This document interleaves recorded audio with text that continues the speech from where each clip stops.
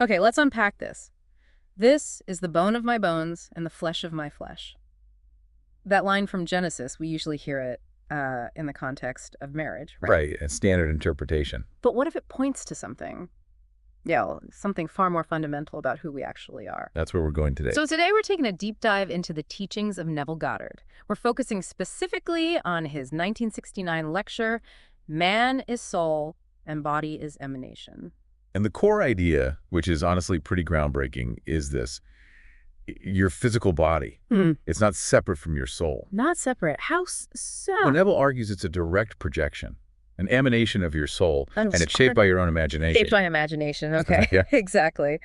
And to really get to grips with this, we're looking at excerpts from that lecture you shared, where Neville connects, biblical references with these really profound insights from William Blake. Blake's perspective is crucial here. So our mission for this deep dive, let's try to really understand Neville's interpretation of this soul-body connection. And crucially, how you can practically use this understanding to actively shape your own experience, your reality. There could be some real aha moments here. It's about getting that knowledge quickly but thoroughly. Definitely. So let's jump right into that Genesis quote then. Adam naming Eve. Right. He says she's bone of his bones, flesh of his flesh. Neville sees this not just as like a description of their union. More than that. Yeah, much more. He sees it as a powerful statement about origin. His take is that she came entirely from him. Wow. Okay, that really flips the traditional understanding on its head, doesn't it? Completely. Yeah. It makes you reconsider that whole creation story. Yeah. And then Blake comes along, and he offers another really surprising perspective on what the body actually is. He does. Blake writes, man has no body distinct from his soul. No body distinct from his soul. That called body is a portion of soul discerned by the five senses. Discerned by the senses. So, filtered. This is key. Blake, and Neville really emphasizes this, suggests that what we experience as a solid, separate body, it's actually just a part of our soul. Okay. Filtered through the limitations of our five senses. It's not a container for the soul, but a manifestation of it. Right, a manifestation. And Blake takes it even further, doesn't he? Something about God. He does. He says, thou art a man, God is no more. Thine own humanity learn to adore. Learn to adore our own humanity. For Neville, this is huge. It implies that our own human imagination, that inner world we all have, that is divine. That's God. Our imagination is divine. Okay, so building on this idea then, the body is an emanation. Yes. Neville explores this relationship we have with it, which sounds, well, almost contradictory. He calls it my emanation, yet my wife, till the sleep of death is past. It does sound like a paradox, doesn't it? It really does. My Right. wife suggests this deep, intimate bond, but my emanation implies it's something that came from us. Yeah. And then he even talks about destroying the body. How does that fit if the soul is our true self? Right, that's the tricky part. Neville reconciles this by stressing that the soul, our authentic self that endures. It always endures. Okay. He talks about reproducing the body through the seed of contemplative thought. Contemplative thought, like imagination again. Exactly. The idea is, even if the physical form passes away, we can envision ourselves as we desire to be. We can, in essence, recreate our emanation through focused imagining. So it's like vividly imagining a perfectly cut stone, maybe, or a flawless room, imagining it so intensely that it almost starts to feel real. Is that the analogy he uses? That's precisely the kind of analogy Neville uses, yes. Our imagination conceives, and then, in a way, it brings forth our physical experience. It produces it. So the physical world is sort of birthed from thought. In a manner of speaking, he emphasizes that the real you, the God in you, is dreaming itself to be as the body you currently inhabit. Dreaming itself. It's an ongoing process. Your inner self projecting outwards and then experiencing that projection. Okay, wow. So if our imagination holds this immense creative power, how does Neville link this back to the concept of God? He quotes the Bible, right? Be ye imitators of God. As dear children. Yeah. Yes. And what's particularly insightful here is Neville's interpretation of that. How does he see it? He explains that God contemplated himself, just himself, and from his own being, he projected this garment. The garment being the body, our reality. Exactly. The body, our physical reality. And importantly, Neville stresses, God loves this emanation. Loves it. Okay. That brings us back to that Blake line, not loves another as itself. On the surface, that might sound I don't know, a bit self-centered. Well, Neville addresses that directly. He suggests that even when we feel really deep love for others, it ultimately originates from our own sense of self, our own being. How so? It's because fundamentally, we can't truly conceive of something greater than the divine spark that is within us. All love flows from that core. Right. So for us to truly understand God, Neville suggests God had to become like us. Yes, he puts it beautifully. God had to become as I am, that I may be as he is. God stepping into our experience. Exactly, so that we eventually can grasp his true nature, which is our true nature too. And this loops back to the idea that everyone is an emanation. Yes, an emanation of the God within. We are all expressions of that original single divine imagination, just taking on different forms. Okay, this is all incredibly, well, thought-provoking on a spiritual level. Really deep stuff. It is. But how does Neville bring this down to earth? How does he ground this in our everyday lives in what he calls the world of Caesar, where we have desires for health or money or better relationships? The fundamental principle stays exactly the same. It's consistent. A desire originates within you. It's your emanation, something wanting to be expressed. Okay. So to realize that desire, you have to mirror God's creative process. Yeah. You have to become it in your imagination, just like God became us. Become it. He stresses actually wearing it, right? Like Yeah. putting on the feeling. Precisely. Going into that and actually wearing it, the feeling of your wish already fulfilled, you wear that feeling until it resonates as completely natural, normal. Even if everything around you seems to contradict it. Especially then. Yeah. Regardless of what your current circumstances, your reason, your senses might be telling you. So think back to Genesis again. The man and woman becoming one body. Exactly. Yeah. Neville uses that metaphorically. You need to become one body with your desired state. One body with the desire. How would that work practically? Like say you want a new job. Okay, good example. Neville would say you need to vividly imagine the feeling of already having that job. Not just thinking about it, but feeling it from within. Feeling the satisfaction, maybe the conversations with colleagues. Yes, the satisfaction, the conversations, maybe even the commute, the feeling of sitting at that new desk. Whatever signifies the reality for you, you immerse yourself in that feeling within your imagination until it feels absolutely real. So by consistently assuming the feeling, assuming the wish fulfilled, even when it contradicts what we see and touch, that assumption will eventually, what did he say, harden into fact. Harden into fact. That's the phrase. It solidifies in your external world. That's the essence of his law of assumption. The law of assumption. And Neville wasn't just theorizing, was he? He felt he knew this worked. Oh, absolutely. He speaks from a place of deep personal conviction. He says he knows this law works from unnumbered times of his own experience.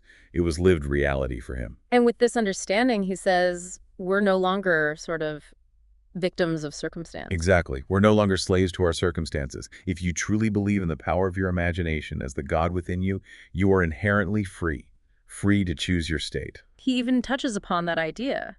God creating man in his own image. It can sound a bit vain, maybe. He addresses that, what might seem like the height of vanity. But Neville's interpretation of Christianity isn't about an external God making puppets. No. No, it's about God becoming man, embodying humanity, experiencing what we experience. Ah. So that humanity, in turn, can awaken to its own divine potential. Realize that it is God. It's a journey of divine self-discovery, really. A journey. You shared a really fascinating dream someone sent in. Something about being trapped inside a huge egg. Yes. A listener dreamt they were in this huge egg and felt this urgent need to break through the wall, to awaken. How did Neville interpret that kind of imagery? What does the egg represent? He saw it as an adumbration, like a symbolic foreshadowing of a deeper truth. Okay. The egg represents our physical body, especially the skull, which, in a sense, confines our current level of awareness. Right, like we're inside our heads. Exactly. And breaking through that wall symbolizes awakening. Awakening to our true divine nature. Realizing that the being asleep inside that egg is actually the creative power of the universe itself. Wow. And there was another listener experience, too, about moving into another world. Yes, another letter described this vivid experience of consciously shifting, moving into what felt like a completely different reality, another world. And they encountered someone. They encountered this solid-seeming figure of a man holding a child. But then suddenly he just vanished. Vanished. What significance did Neville see there? The child, the vanishing man. Well, Neville often interpreted the symbol of a child as representing a new birth, specifically a birth from above, Yeah. meaning a transition to a new state of being, a new set of assumptions taking root. And the solid man, who then vanished. That could represent the old reality, the previous state, fading away as the listener's consciousness fully shifted and embraced this new assumed state. The old dissolves as the new becomes solid. That makes sense. We even had a sort of hypothetical question lined up, didn't we, about outside forces? Ah, yes, the question of things seemingly beyond our control. Do outside forces impact our lives? What was Neville's take on that? His response was very direct, unwavering, really. He said, Yeah. there is no outside force, None. but that which we give to the seeming outside force. So we empower it. We empower it through our own belief, our own assumptions about it. He emphasized that imagination, this divine power, operates through persuasion. It works through our own acceptance of a reality, not through external coercion or force. You can't force yourself to believe something then. No, but you can persuade yourself. You assume the feeling of the wish fulfilled until that feeling becomes your conviction. He told a story about that, didn't he? Thomas Arnold. Yes, the famous headmaster of rugby, Thomas Arnold. The anecdote goes that he believed everything his boys told him. Everything. Everything. And the result was they simply couldn't lie to him. His assumption of their honesty compelled their honesty. It illustrates just how powerfully our own beliefs, our assumptions, shape our experience and even influence others. So if you truly accept that your imagination is this divine creative power, and that all things are possible within that realm, Then what you imagine holds immense power. It has to manifest eventually. The limitation, Neville would argue, is usually in our own doubts, our own lack of persistence in the assumption, not in the power itself. that's a challenging idea. It is. It puts the responsibility squarely back on us. You also shared a really powerful personal story about Neville's own father, business failure. Yes, his father's story is a fantastic real-world example. It shows these principles in action dramatically. What happened? Well, his father's business partners basically forced him out, left him with nothing. It seemed like a devastating end, a total failure. Terrible. But that apparent end became the very catalyst for an incredible new beginning. How he had nothing. Exactly. He lacked formal education. He didn't have influential connections in Barbados at the time. But what he did have was this unwavering belief in his inner power, in the reality he could create within his own mind. He used the law assumption. He lived it. And from that point of apparent ruin, he went on to build immense wealth and success for his family. It's a testament to the principle. So a tangible demonstration. It worked in the practical world of Caesar. Absolutely. Both in the world of Caesar, achieving material success, and also, as Neville understood it, it was part of the unfolding of the divine potential of the Christ within his father and ultimately within Neville himself through observing and learning from him. He connects the practical and the spiritual. Perfectly. And this deep understanding, this realization that's all stemming from the one divine imagination, it ultimately leads somewhere really profound. Where's that? To a place of complete forgiveness and unity. Forgiveness? How so? Well, if you truly grasp that at the core, there's only this one divine consciousness expressing itself in countless ways through everyone. Then you can understand the struggles within every single individual. You see the divine playing all the parts, experiencing limitation, doubt, fear.